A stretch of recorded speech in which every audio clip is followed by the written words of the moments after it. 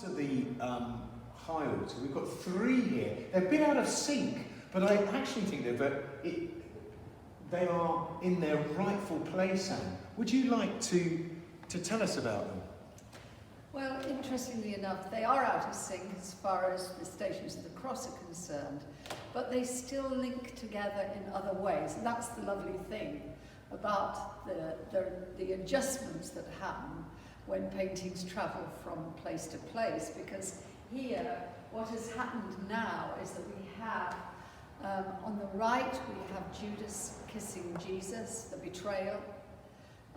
We have this incredibly intense moment, a very intimate moment, where a kiss, which represents love, affection, friendship, is used as a weapon, really.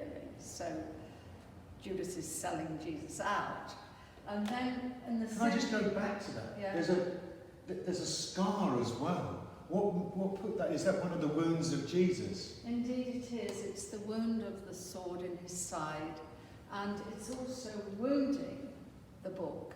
So it's the idea there as well of the body of Christ, the body of Christianity, the body of the Bible, which is in itself being slashed, being wounded. So it was, and of course, the white strip, which the 2 heads are painted upon, is like a cloth, it's like a bandage. So it's like a healing thing. It heals, it covers. So we have although this is a moment of betrayal, it's a moment in which we are healed. It's our potential for healing. And the others? Well, in the centerpiece, which is Judas weeps, Mary weeps, I actually used the same icon as the model for both heads. Because what I really wanted to try and do was to deal with these different types of grief. Because Judas has been the betrayer, and he is aware that he's made the most appalling mistake.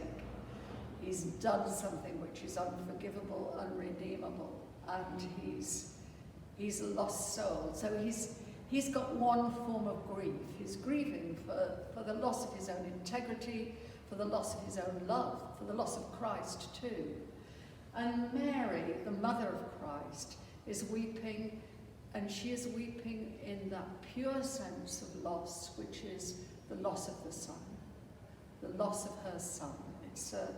It's a very direct, very physical, very human loss. So we've got one loss which is pure, and the other loss which is corrupted. Both loss, both grief. And then the final one. The final one, which is... looks like an empty book, but it's not. It's not empty. So when you approach it... You see it. You see on one side... Coming closer. We have the women coming on the right, tiny little painting at the bottom of this landscape on the book, which is 3 women approaching the tomb. Christ is risen. They don't know it. On the left-hand side, on the other page, is the tomb, the empty tomb, where Christ has vanished. He's no longer there. He is risen. And my idea here was that if you close the book, put those 2 pages together, the women arrive at the tomb.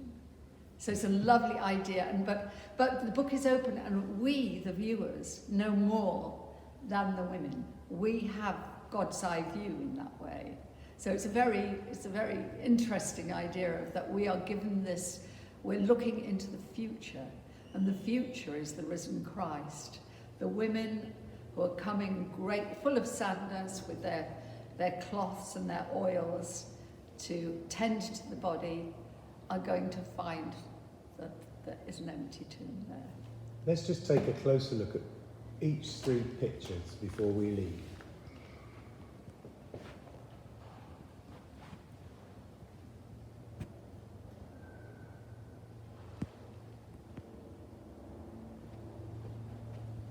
And it's interesting that the 3 are also the 3 books. So it's the sacred book. And again, I think it's absolutely appropriate that they should be here on the altar. It's lovely, and it was by chance, really. Thank you.